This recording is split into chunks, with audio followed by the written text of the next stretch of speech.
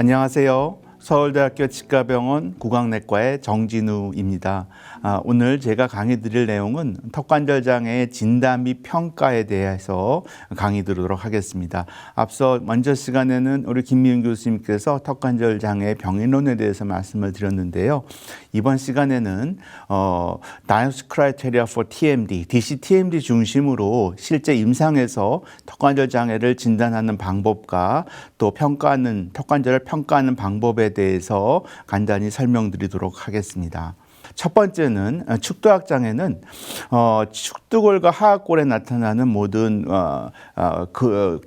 통증성, 기능성 장애를 통틀어서 말씀을 할 수가 있겠습니다. 그래서 여기에는 관절뿐만 아니라 그 주위의 근육이나 인대에서 나오는 그러한 통증도 이런 축도학 장애의 증상을 일으킵니다. 그래서 우리가 턱관절 장애 환자를 왔을 때 이 환자가 이완된 부위가 어느 부위냐를 저희가 감별하는 게 상당히 중요합니다. 즉 관절 부위, 혹시 디스크 또는 콘다일이나 아니면은 또 주위에 어떠한 경조직 부위에 문제가 있는지를 검사를 해봐야 되겠고요. 두 번째로는 또 그 주위에 나타나는 근육 질환들, 그 다음에 인대 같은 그러한 연조직 질환의 유무도 반드시 감별해야 되겠습니다. 두 번째 특징은 이 턱관절 장애는 또 만성으로 가기 쉬운 그러한 통증성 장애입니다. 그래서 모든 그 만성 통증이 그러하듯이 이 턱관절 통증도 만성으로 진행이 되면은 처음에는 이러한 진통소염제 이러한 반응이 오다가 나중에는 이러한 진통소염제가 반응이 오지 않는 그러한 중증성 통증으로도 진행될 수 있는 여지가 있는 그러한 구강암면 통증이기 때문에 이러한 거에 유념해서 환자가 이러한 크로닉 네이처에 이완되고 있지 않는지, 즉 중증성 통증에 이완되지 않고 있지 않는지를 감별하는 것도 상당히 중요합니다. 세 번째 특징은 이 턱관절 장애의 특징은 다른 그러한 근골격계 장애보다도 훨씬 더 많은 심리학적 요인의 영향을 받습니다. 특히 이 구강암명 영역은요, 특히 스트레스를 많이 받게 되면은 주무실 때 이를 많이 갈고 이를 꽉 물고 주무시고 긴장하게 되고 또 관절과 근육의 부하를 받게 되는 그러한 요소들이 많기 때문에 특히 다른 근골격계 장애보다도 훨씬 더 시민성 그러한 요소들이 많이 영향을 받게 됩니다. 그래서 환자분들이 오셨을 때 첫 번째 환자가 이 하드티슈냐 소프티슈냐 어느 부위에 많은 이완을 가지고 있고 또 어느 부위에 문제가 생겼는지를 감별하는 게 상당히 중요하고요. 두 번째로는 이 환자의 통증이 혹시 만성으로 가고 있는 단계에 있지 않은지 이런 것도 우리가 판별하는 게 상당히 중요하고요. 세 번째로는 이 환자의 시민성 요인에 대해서도 평가하고 여기에 대해서 치료하는 것도 상당히 중요합니다. 오늘 제가 강의 드릴 내용은 DCTMD, 즉 Diagnostic Criteria for TMD라는 그런 진단 기준을 중심으로 해서 강의를 드릴 건데요. 우리가 선생님들 다 많이 들어보셨겠지만 우리가 RDCTMD 또 DCTMD라고 많이 그러한 진단 툴을 이용을 하고 있습니다. 이 RDCTMD는 2014년도에 이게 턱관절 장애를 전공한 여러 전문가들이 모여서 엑스레이나 MRI나 이미징을 가지지 않고 그냥 임상적인 특징과 그런 역학적인 데이터들, 빅데이터들을 기반으로 해서 이러한 진단의 그러한 알고리즘을 만들어 보자는 취지에서 만들어진 게 RDCTMD이고요. 여기에서 훨씬 더 좀 임상에 조금 더 응용하고 더 실리적으로 더 잘 쓸 수 있게 또 보완된 게 우리가 DCTMD, Diagnostic Criteria for TMD라고 할 수가 있겠습니다. 이 두 가지 진단 기준의 특징이 가장 큰 특징은 듀얼 엑시스 시스템을 가지고 있다는 건데요. 즉, 첫 번째는 우리가 아까 처음에 말씀드린 그러한 우리 생리적인 그러한 질환의 유무들, 즉 피지컬 다이그노시스가 엑시스 1이 되겠고요. 그 다음에 또 각 똑같은 질환을 가지고 있더라도 환자의 그러한 심리학적인 혹이 아니면 사회학적인 그런 프로파일에 따라서 이러한 턱관절 장애의 예후나 증상들이 상당히 바뀔 수 있기 때문에 이러한 한 축을 또 엑시스2라는 그러한 시스템으로 가지고 환자의 진단을 할 때 엑시스1 진단과 엑시스2 진단을 같이 함으로써 치료의 프로토콜을 세우거나 아니면 치료의 예후를 예측하거나 그러한 시스템을 가지게 됐습니다. 그래서 많은 그러한 수정본을 통해서 지금도 계속 많이 보완되고 있고요. 또 이후에는 또 이러한 임상적인 진단 기준뿐만 아니라 MRI 진단 기준, 혹시 영상 진단 기준 이런 것들도 DCTMD에 근거해서 이러한 진단 기준이 개발되고 있는 게 현 실정이라고 할 수가 있겠습니다. 우리가 DCTMD에서 말씀드리기 전에 우리가 알고 있는 즉 우리가 소위 축도학 장애에 대해서 서브타입으로 분류하고 있는 그러한 서브타입에 대해서 간단히 설명드리고자 합니다. 큰 축은 근육장애와 관절장애고요. 근육장애는 지금 슬라이드에서 보시는 것처럼 상당히 많은 그러한 근육장애들이 있습니다. 실제로 근데 우리가 임상에서 많이 볼 수 있는 이제 근육장애들이 보통 마이알지아, 그 다음에 마이오사이티스, 그 다음에 좀 그 만성으로 가게 되는 마이오파시아 페인들을 호소하시는 분들이 상당히 많이 클리닉을 찾아오시게 되겠고요. 관절 질환 중에서는 이제 우리가 위치가 바뀌는 질환이죠. 그래서 디스크가 빠지는, 즉 디스크가 디스플레이스먼트라고 되겠죠. 디스크의 위치가 바뀌는, 드레인지먼트가 이제 위치가 바뀐다는 말이라고 할 수가 있겠는데요. 디스크의 위치가 바뀌는 디스크 디스플레이스먼트. 그 다음에 이제 드물지만은 콘다일이 탈구가 되는 디슬로케이션, 이러한 것들, 즉 드레인지먼트 디스오더입니다. 위치가 바뀌는 그러한 질환을 하나의 또 서브타입이라고 할 수가 있겠고요. 세 번째 서브타입은 관절 내 염증이 생기는 단계입니다. 그래서 연조직에만 염증, 즉 캡슐과 주위에 그러한 리가멘트나 그러한 것들의 그쪽 그 부위에만 염증이 이완됐다 그러면은 우리가 캡슐라이티스 혹은 아스랄지아라고 우리가 진단을 하게 되겠고요.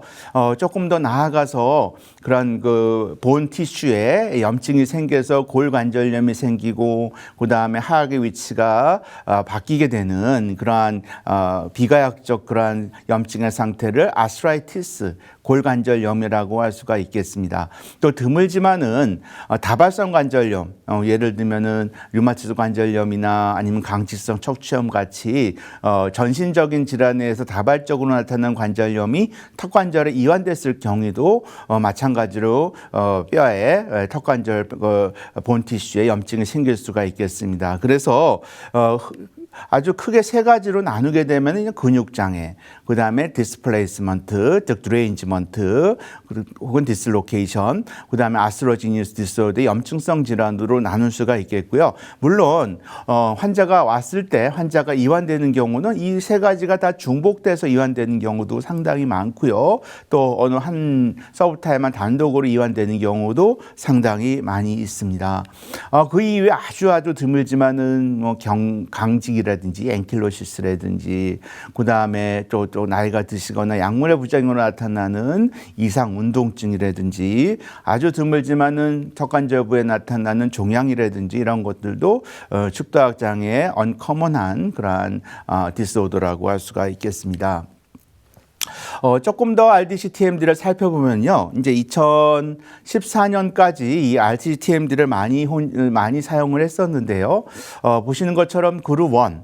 머슬 디스오더죠. 이거는 근육성 장애. 방금 제가 설명드렸던 근육장애 중에서 이 RCTMD나 DCTMD는요, 그 모든 질환, 턱관절 장애 모든 질환을 다 다루지는 않습니다. 그래서 가장 흔한 질환들, 여기서는 마이오파시알 페인만 지금 다루고 있죠. 그래서 근막 통증구, 또 개구제할 동반한 근막 통증, 이걸 그룹 1이라고 하게 되겠고요. 그룹 2는 디스크 디스플레이스먼트, 아까 말씀드린 것처럼 디스크의 위치가 바뀌게 되는, 그래서 with reduction, without reduction, 그 다음에 without reduction도 오래되면은 또 개구량이 회복이 되면서 리미티드 오프닝을 동반하지 않는 without reduction이 있을 수가 있겠습니다. 그룹 3는 말씀드린 것처럼 관절 내에 그러한 염증이 생기는 아스랄지아, 즉 캡슐라이티스라든지 레트로디스카이티스 같은 아스트랄지아 혹은 본에 염증이 있는 오스테오아스트라이티스 이런 것들. 그다음에 아스트라이티스를 RGTMD에서는 두 가지로 나눴습니다. 염증을 동반할 경우, 즉 아스트라이티스죠. 이미 디포미티가 생겼지만 염증이 끝나고 힐링이 된 경우, 이 경우에는 아스트로시스입니다. 관절증 이렇게 분류를 하고 있는데요. 반면에 DCTMD는 이제 2014년도에 수정 보완이 됐는데요. DCTMD는 RGTMD와 달리 증상에 중점을 줘가지고 분류가 된 게 특징입니다. 특히 이제 이 서브 그룹을 페인 디스오더와 조인트 디스오더를 나누고요. 페인 디스오더 안에는 이제 통증을 유발하는 그러한 여러 가지 연조직 질환에 대해서 다루고 있습니다. 즉 페인 디스오더는요. 여기에 이제 대표적인 게 이제 마이알지아 근육통이죠. 이 안에 이제 마이오파시알 페인과 마이알지아가 들어가 있는데요. RGTM이랑 다른 거는 RGTM에서 다루지 않았던 마이알지아, 로컬 마이알지아, 여기에는 이제 로컬라이즈드 마이알지아와 이제 마이오사이티스가 다 포함될 수가 있겠는데, 이 로컬 마이알지아를 다룬다는 거가 특징이라고 할 수가 있겠고요. 또 마이오파시알 페인을 조금 더 세분해서 리퍼럴 페인을 동반하는, 즉 이소선 통증을 동반하는 마이오파시알 페인을 따로 분류했다는 게 특징이라고 할 수가 있겠습니다. 그다음에 그 관절의 염증에 의한 그 통증으로서 이제 아스랄지아를 따로 분류하고 있겠고요. 그다음에 또 턱관절 장애와 관련된 두통을 더 페인 디스오에다 추가를 해서 이 세 가지 항목을 다루고 있다는 게 특징이라고 할 수가 있겠습니다. 그다음 다른 서브 그룹으로서는 이제 그 기계적인 그러한 디스오더들, 즉 조인트 디스오더에 대해서 이제 분류하고 있는데요. 여기에는 이제 디스크의 위치가 바뀐 그 디스크 디스플레이스먼트 위드 리덕션, 위다웃 리덕션. 그다음에 관절의 그 콘달의 그러한 디포미티나 뼈에 손상이 오게 되는 디저럼트 조인트 디지즈. 이건 조금 RGTMD랑 조금 다른 게 뭐냐면은 RGTMD에서는 아스트라이티스랑 아스트로시스를 구분하고 있는 반면에 DCTMD에서는 이걸 합쳐가지고 DJD, 디저럼트 조인트 디지즈로 합쳤다는 게 또 하나의 특징이라고 할 수가 있겠습니다. 그 다음에 서블럭세이션도 이 안에 들어가 있다는 게 특징이 되겠고요. 그래서 보시면은 RGTMD와 DCTMD가 약간 일장일단이 있습니다. RGTMD는 약간 우리가 연구 분류를 할 때 조금 더 훨씬 더 이러한 패소피지올로지에 기반한 그런 분류 체계를 따진다면은 이 DCTMD는 약간 임상적으로 우리가 증상에 그런 기반한 그러한 기준을 따른다는 게 특징을 하고 있어서 아직도 RGTMD를 연구해서 많이 혼용해서 쓰고 있는 상태라고 할 수가 있겠습니다. 오늘 제가 강의 드릴 내용은 이제 턱관절 장애 이러한 것들을 이제 이러한 그 진단 기준을 근거해서 환자의 진단을 평가할 때 어떤 걸 봐야 되는가, 크게 5가지를 들 수가 있겠습니다. 첫 번째는 페인 로케이션과 페인 패턴을 일단 알아야 되겠고요.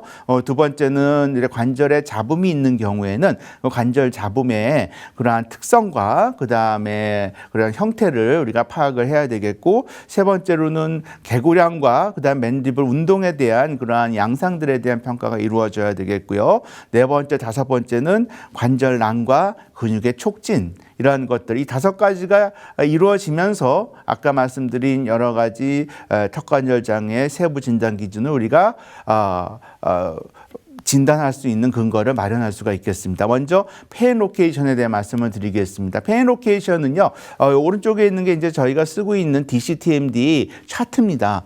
보시면은 이제 우리가 체크, EMR로 체크할 수 있게 되어 있는 항목이 나오고요. 오른쪽 왼쪽 부위 있고, 그냥 근육 부위, 관절 부위의 통증이 어느 쪽에 있는지 환자한테 이제 문진을 해서 체크하는 부위가 되겠고요. 그리고 다음 슬라이드는 환자가 직접 통증 부위를 이렇게 페인 드로잉, 그리게 해가지고 혹시 환자의 통증이 만성 통증으로 진행되고 있지 않는지, 즉 센시타이제이션, 즉 감작화가 일어나고 있는지 아니면은 그다음 와이스프레이 페인을 동반하고 있는지를 우리가 환자한테 그림을 직접 그리기 위해서 평가하는 그러한 차트가 포함되어 있습니다. 먼저 우리가 통증의 양상을 우리가 환자한테 문진해가지고 알아보는 게 상당히 중요합니다. 이거는 이제 치료 계획을 세우거나 예후를 평가하거나 환자의 그러한 여러 가지 에티올로지 팩터들을 컨트롤하는 데 상당히 중요할 수가 있겠는데요.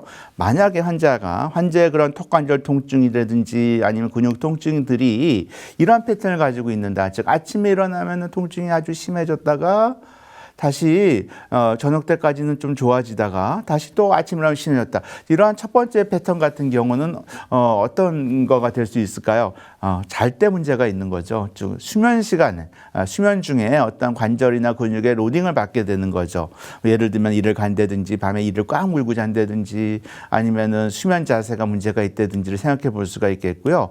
또 한 가지의 특징 중에 하나는 이제 이런 패턴이죠. 네 번째 패턴 같은 경우 또 세 번째 패턴 같은 경우는 아침에 일어나면 편한데 이제 낮에 이런 업무 중이라든지 아니면 업무 시간이라든지 이런 경우에 통증이 더 증가됐다가 아니면 다시 퇴근하면 좋아지는 즉 세 번째 같은 경우에는 이러한 환자의 업무의 그러한 내용에 대해서 문제가 될 수가 있겠죠. 업무 시간에 상당히 긴장하고 상당히 업무 시간에 또 집중을 하고 관절에 부하를 받게 되는 직업이 있다든지 이런 경우에는 세 번째 패턴을 가질 수가 있겠습니다. 만약에 이런 환자분의 통증이 이런 통증을 갖는다. 잘 때는 괜찮은데 깨어있을 때는 기능과 상관없이 항상 저렇게 아픈다. 다섯 번째 같이 아프고 통증이 있고 어떤 기능과 상관없이 항상 레스팅에서도 아프다. 근데 잘 때는 또 괜찮다. 저러한 패턴들은 아주 센트럴 메디얼 페인, 즉 만성 통증 환자의 그러한 전형적인 타입이라고 할 수가 있겠습니다. 또 한 타입은 이런 타입도 있죠. 어떤 분들은 평상시에는 전혀 괜찮아요. 근데 식사하실 때만 턱관절이 아프신 분들이죠. 식사하실 때만. 그래서 식사하실 때만 턱관절이 아프신 경우에는 저렇게 밥 먹을 때만, 즉 이런 저작 패턴의 문제가 있는 경우죠. 주로 뭐 한쪽으로만 씹으신다든지 아니면 씹는 그러한 패턴이 이상이 있다든지 이런 것들을 우리가 생각해 볼 수가 있겠습니다. 두 번째는 이제 조인트 사운드에 대한 것들인데요. 이제 턱관절 장애 환자에서 가장 많이 나타나는 게 관절 잡음입니다. 즉 관절 소리가 난다는 거죠. 특히 이 관절 잡음은 두 가지로 나눌 수가 있는데요. 하나는 디스크에서 나는 소리와 하나는 이제 뼈끼리 나타나는 경조직에서 나는 소리라고 할 수가 있겠죠. 디스크에서 나타나는 소리를 단발음, 딸깍해서 난다 그래서 클릭이라고 얘기를 하고요. 그 다음에 뼈끼리 부닥쳐서 나타나는 건 연발음이죠. 모래 갈리는 소리, 회비티스라고 할 수가 있겠어요. 그래서 일단은 이런 관절 잡음 평가만 해도 이게 디스크에서 빠져서 나는 소리인지 아니면 관절 뼈에 손상이 나타나는 소리인지를 우리가 판별을 할 수가 있다면은 우리가 이러한 것들을 진단할 때 많은 도움이 될 수가 있겠죠. 첫 번째, 디스크가 빠진 경우죠. 즉 위드 리덕션 같은 경우에는 클릭이죠. 딱 소리가 나죠.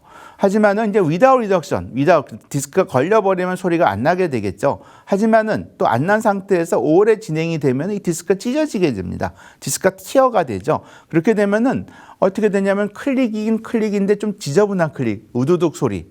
즉 우두둑 소리가 나면서 크레프티스도 동반하고 좀 그런 단발음이 아닌 그런 클릭.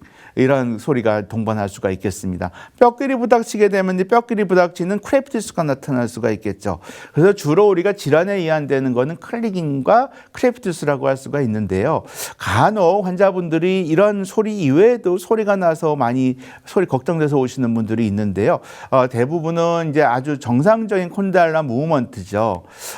이제 이거 우리가 에미넌스 클릭이라 그러는데요. 이제 콘다일러 포사가 너무 깊은 경우에는 콘다일이 전후 운동하다가 덜컹해서 들어오는 소리입니다. 이건 에미넌스 클릭이라고 하는데 이건 정상에 가까운 소리이기 때문에 환자가 너무 걱정 안 하셔도 되는 소리라고 할 수가 있겠고요. 또 아주 드물지만은 콘다일의 그런 형태가 비정상적이라 해가지고 같은 장소에서 소리가 나는 경우 이것도 사실 디스크랑 상관없이 또 아스트라이티랑 상관없이 나는 소리이기 때문에 이런 경우에는 노멀 무브먼트에 의한 사운드라고 할 수가 있겠습니다.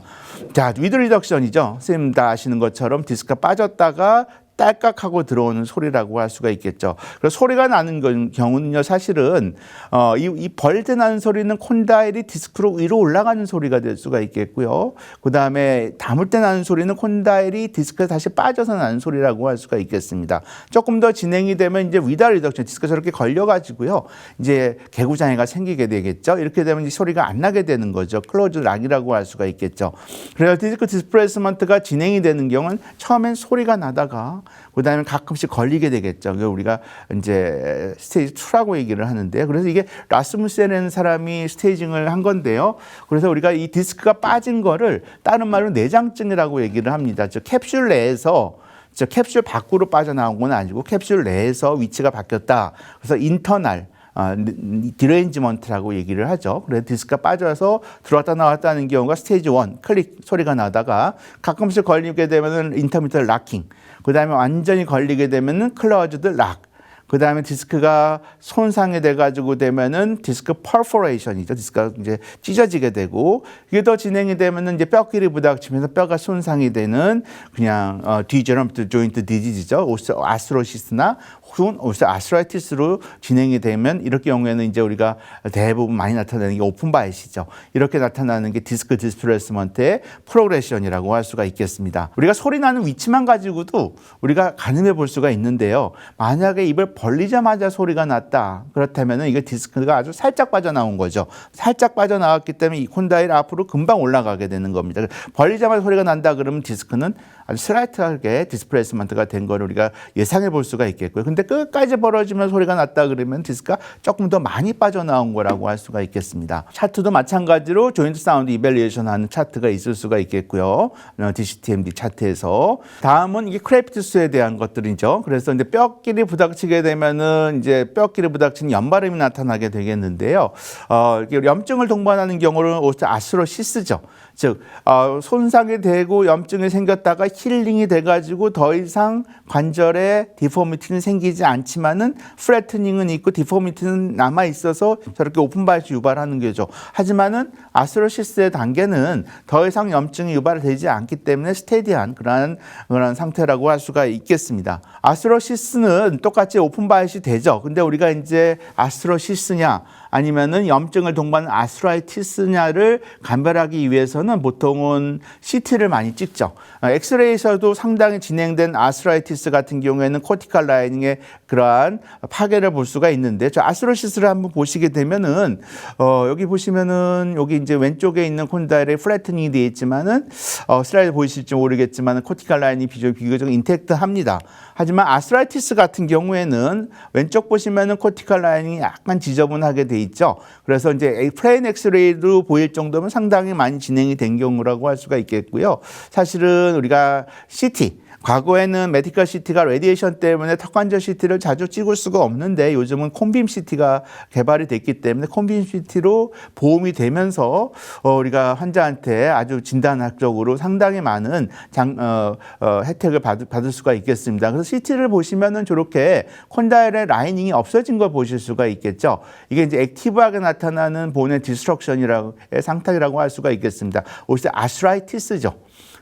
자, 프론탈 경우에서도 보시면은 여기 앞에 보면 라이닝이 거의 소실된 걸 볼 수가 있겠습니다. 그럼 정상이랑 한번 비교해 보시게 되면 이게 똑같은 환자인데요. 스프린트를 치료한 다음에 코티칼 라이닝이죠. 자, 아까 보시면은 치료 전입니다. 코티칼 라이닝이 없다가 코티칼 라이닝이 생겼죠. 그래서 이렇게 코티칼 라인이 생긴 다음에 그 다음에 관절에 그러한 디포미티가 전혀 이제 진행이 되지 않는다는 걸 우리가 확인한 뒤에 이제 그 필요한 교정 치료를 교정 치료가 들어가야 되겠습니다. 자, 그래서 특히 우리가 이러한 골관절염 환자를 할 때 가장 중요한 거는 점점 뼈가 마모가 되고 관절에 그 혼다일의 리접션이 진행이 되는 경우는 점점 맨디블이 클록와이즈 로테이션이 되면서 교합이 바뀌죠. 그렇기 때문에 매번 환자분 오실 때마다 특히 골관절염 환자 같은 경우에는 이런 교합 체크를 매번 오실 때마다 매번 비지트보다마다 교합 변화의 상태 유무를 체크, 즉 오클루딩한 투스 치아를 점을 찍어주시면 되죠. 체크하는 그런 게 상당히 중요합니다. 그래서 환자의 교합이 어떻게 바뀌고 있는지, 어떤 경우에는요, 엑스레이에서 마모가 진행되는 것보다 훨씬 더 교합 변화가 선행돼서 나타나는 경우도 많기 때문에 특히 골관절염 환자 같은 경우에는 교합 체크는 필수라고 할 수가 있겠습니다. 자, 그 다음에 이제 세 번째로는 맨디블 레인지 오브 모션이죠. 개구량이죠. 우리가 제일 많이 검사하는 것 중에 하나가 개구량 측정이죠. 그래서 개구장애도 하나의 턱관절 장애 특징이고, 개구장이 일어나는 경우에는 이제 위다우 리덕션, 즉 디스크가 들어왔다 나왔다 하다가 걸려버리면 클로즈 락이 생기면서 위다우 리덕션이 되겠죠. 그 다음에 또 반면에 또 관절에 연조직의 염증이 있는 경우도 개구장애가 생길 수 있습니다. 즉 캡슐라이티스냐 아니면은 또 주위에 근육의 통증의 마이오사이티스 혹은 마이오파시얼 페인 같은 경우에도 개구장애를 유발할 수가 있습니다. 그래서 물론 간별은 MRI나 CT를 찍어보고 간별을 해야 되겠지만은 임상적으로 봤을 때 이제 그럼 연조직에 의한 개구장애냐 경조직에 의한 개구장애를 약간 가늠해 볼 수 있는 게 우리가 소프트 엔드필, 하드 엔드필입니다. 즉 컴퓨터 마우스 오프닝과 아주 패시브한 즉 맥시멈 어시스트 오프닝과 언어시스트 오프닝의 차이가 상당히 많이 난다.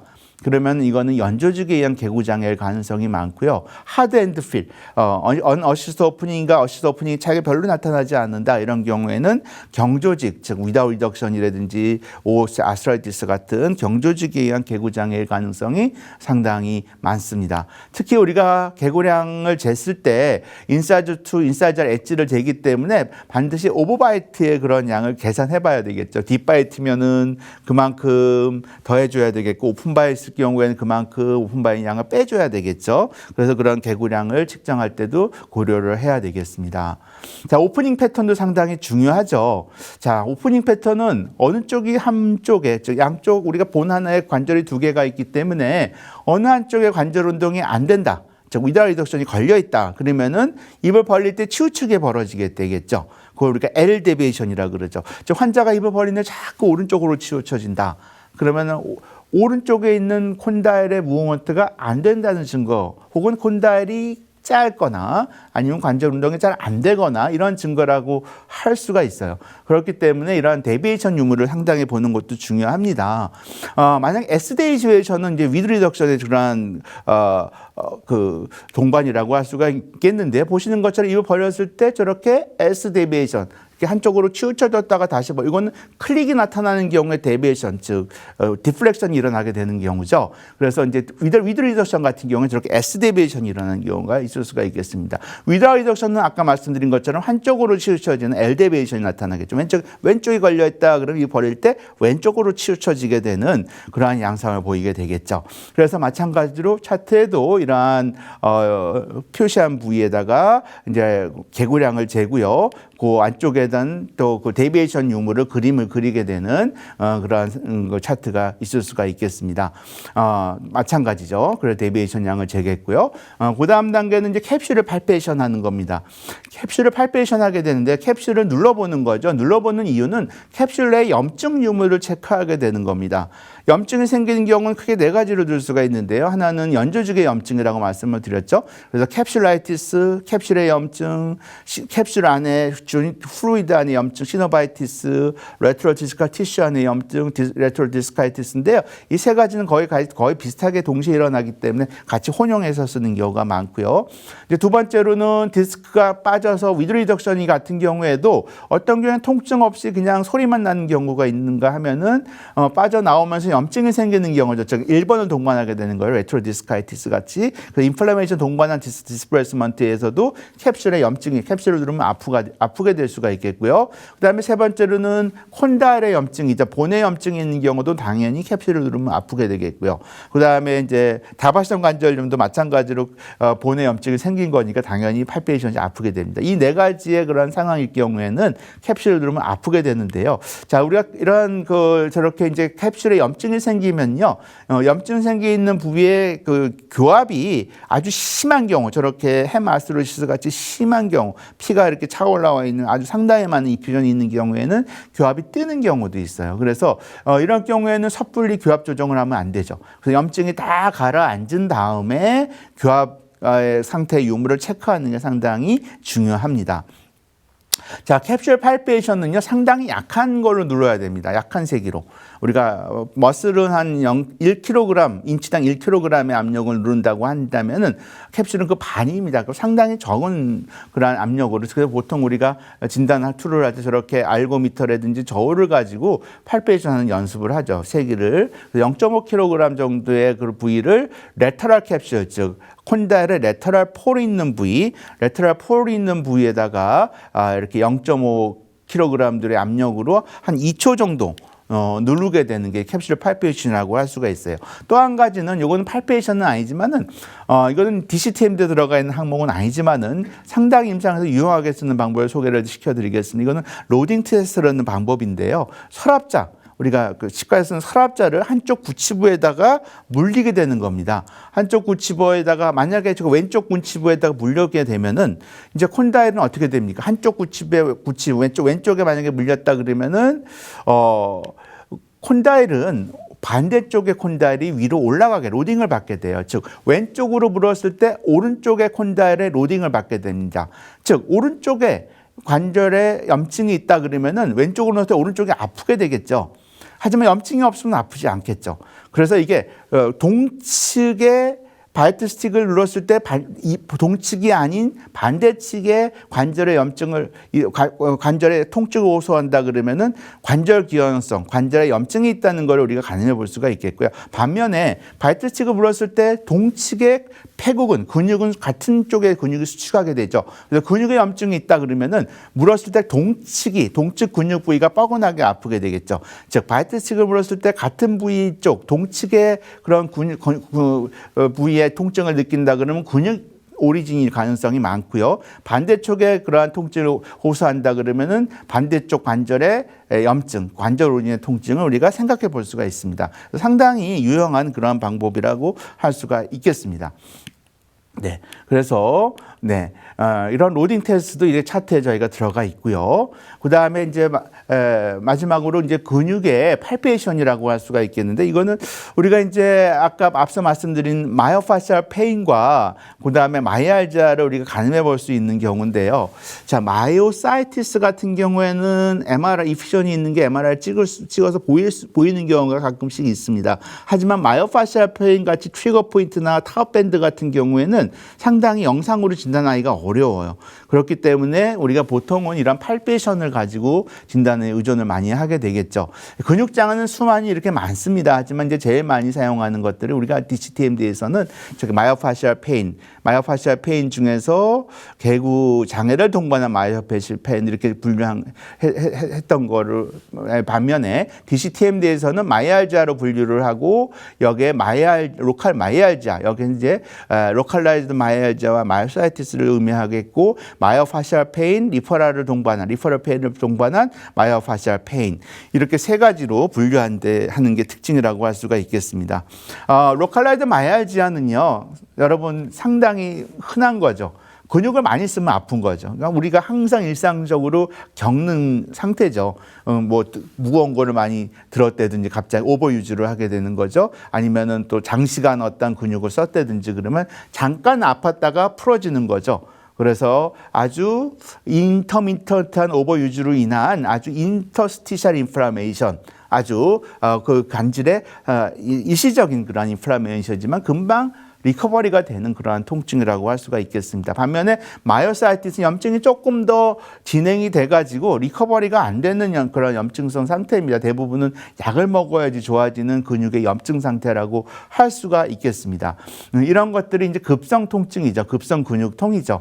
이런 경우에는 약을 먹거나 쉬면은 금방 좋아지는 반면에 우리가 이제 만성 근육통의 가장 대표적인 게 이제 근막 통증인데요. 이거는 이제 아주 지속적으로 근육의 타워 밴드가 생기고 트리거 포인트가 생기면서 결론적으로는 이소톤 통증을 유발하게 되는 거죠. 통증이 아닌 다른 부의 통증을 느끼게 되는 경우죠. 그래서 대부분은 두통 혹은 치통 그리고 우리가 소위 말하는 텐션 타입 헤데익과 머스큘러 투스액을 동반하는 그러한 만성 근육통을 이제 근막 통증이라고 할 수가 있겠는데 이 근막 통증의 진단은 사실은 팔페이션에 의존을 많이 합니다. 그래서 이제 근육 부위, 해당 저작 근육 부위에 촉진을 해가지고 근육 촉진을 해가지고 타워 밴드와 트리거 포인트를 찾아내는 진단 방법이 그런 마이오파시알 페인의 진단의 방법이라고 할 수가 있겠어요. 그래서 마이오파시알 페인은 팔페블 밴드, 그 다음에 아픈 부위가 있죠. 딱 페인의 스포텐더니가 있죠. 그리고 트리거 포인트라고 얘기를 하죠.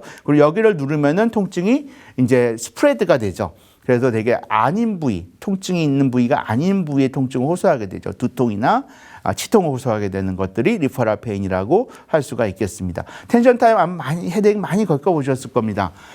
많이 피로한 날, 근육을 많이 쓰고 긴장한 날, 양쪽 머리가 뽀개지듯이 아프고 뒷목이 뽀개지듯이 아프고 이런 경우 우리가 텐션 타입 헤데익이죠. 주로 바이라테럴하게 나타나고 주로 이제 근육 보통은 이런 넥숄더 머슬에 제일 많이 트리거가 돼요. 그래서 넥숄더 머슬의 트리거 포인트가 있는데 목 어깨 부위에 그러한 근육에 문제가 있는데 아픈 부위는 머리가 아프다고 느끼게 되는 거예요. 우리가 가끔 긴장하고 우리가 트라페주스 머슬, 숄더 머슬의 트리거 포인트가 전체 인구의 반이 가지고 있답니다.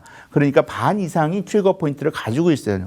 그런 반 이상이 텐션 타입 헤드에이크가 생길 가능성이 있는 거죠. 그래서 그만큼 흔한 두통이라고 할 수가 있겠습니다. 또 드물게는 이러한 템포럴 머슬이나 마제터 머슬 트리거 포인트가 있는 경우가 있는데 오래되는 경우에는 이렇게 리퍼럴이 되면서 치통을 유발하는 경우가 많아요. 이거 우리가 근육성 치통이라 그러는데요. 근육성 치통의 특징은 치아에 문제가 없는 거죠. 근데 치아가 전체적으로 뻐근하고 펄사타일하지가 않아요. 그리고 어느 치아가 아픈지 잘 모르는 경우가 많고요. 환자분들이 대부분은 그래서 그 부위를 마취를 해도 통증이 안 가라앉고요.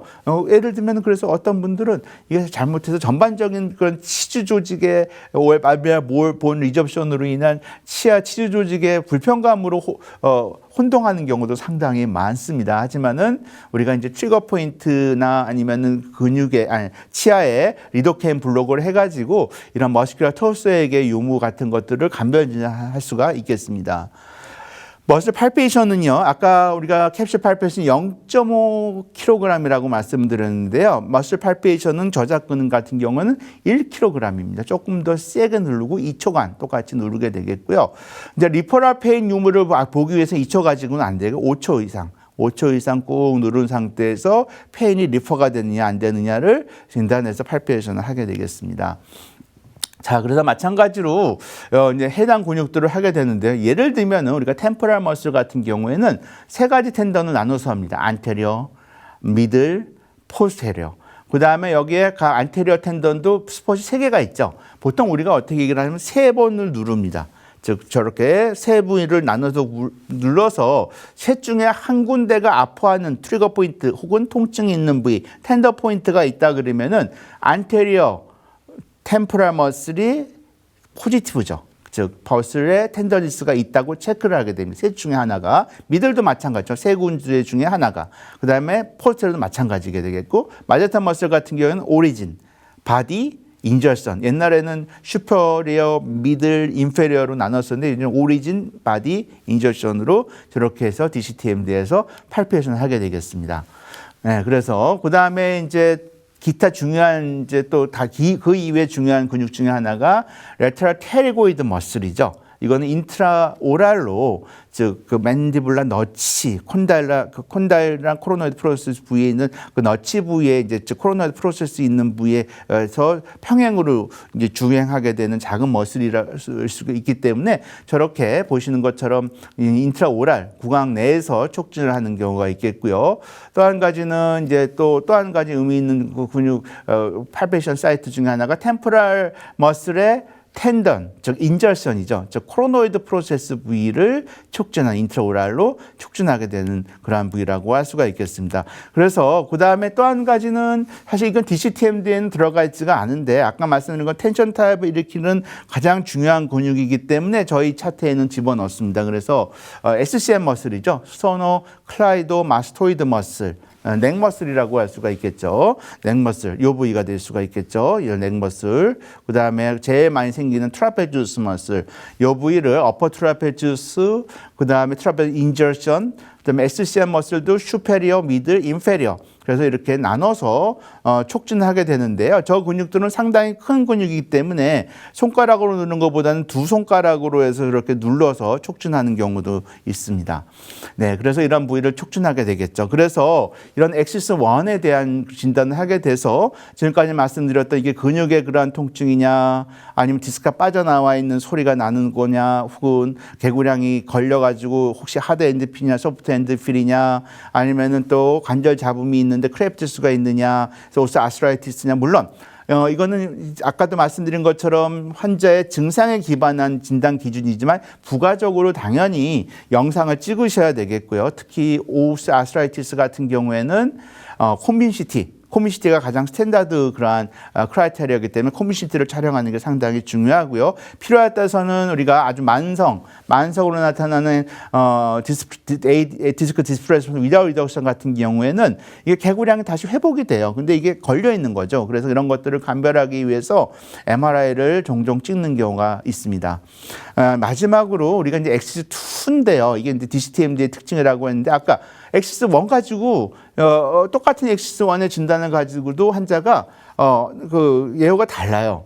예를 들면은 똑같이 통증의 강도가 7이라고 한데 어떤 환자는 엑시스1의 그러한 통증의 즉 실제적으로 신체적인 그러한 통증이 유발되는 염증성 통증의 단계는 뭐 한 2, 3밖에 안 되는데 실제로 사이코소셜한 것들이 상당히 높으면서 종합해서 바스 7을 기록하는 환자가 있는가 하면은 어떤 환자들은 실제로 사이코소셜 프로파일은 되게 적어요. 그럼 엑시스1이 더 통증이 좋아요. 그래서 똑같은 바스 7이죠.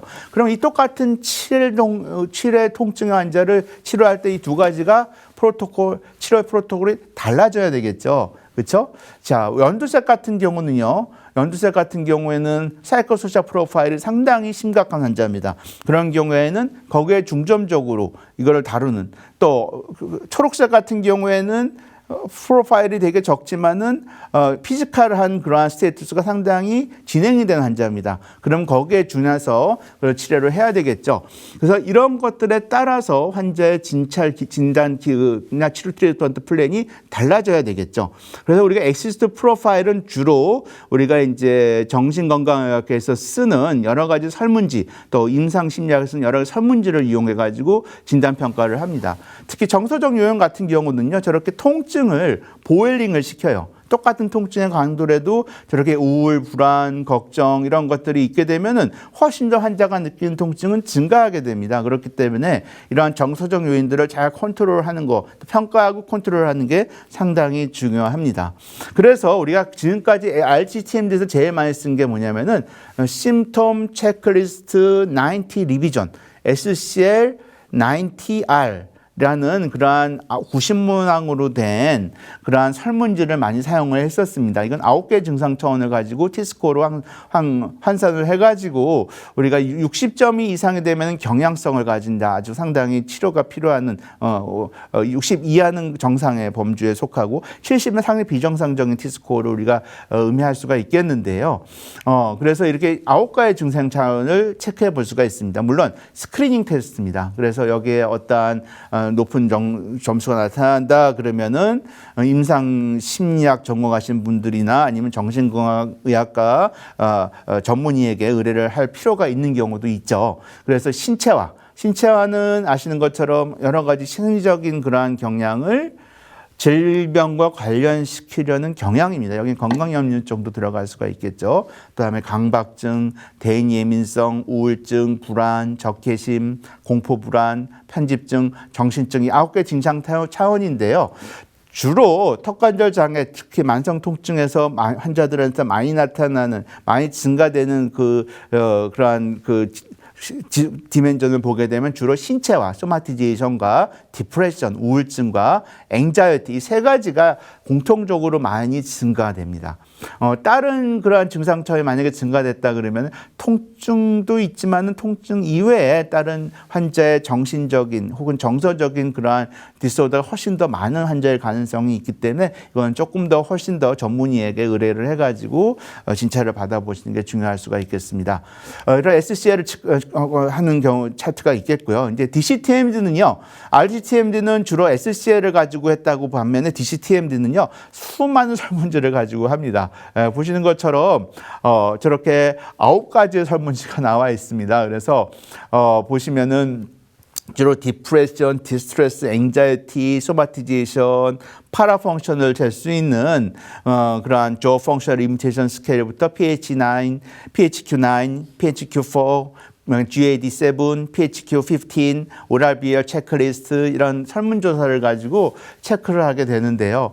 제 개인적인 소견으로는 제 생각에는 이제 임상에서 하실 때 SCL을 사용하는 것도 상당히 중요한 유효한 방법이라고 할 수가 있겠고요. 대학병원에서는 이러한 여러 가지 설문지를 같이 혼용해 가지고 쓰는 것도 또 한 가지의 방법이라고 할 수가 있겠습니다. 마지막 슬라이드입니다. 그래서 이제 요즘은 여러 가지 진단 기준이 저렇게 DCTMD X1과 X2로 바뀌고 있겠고요.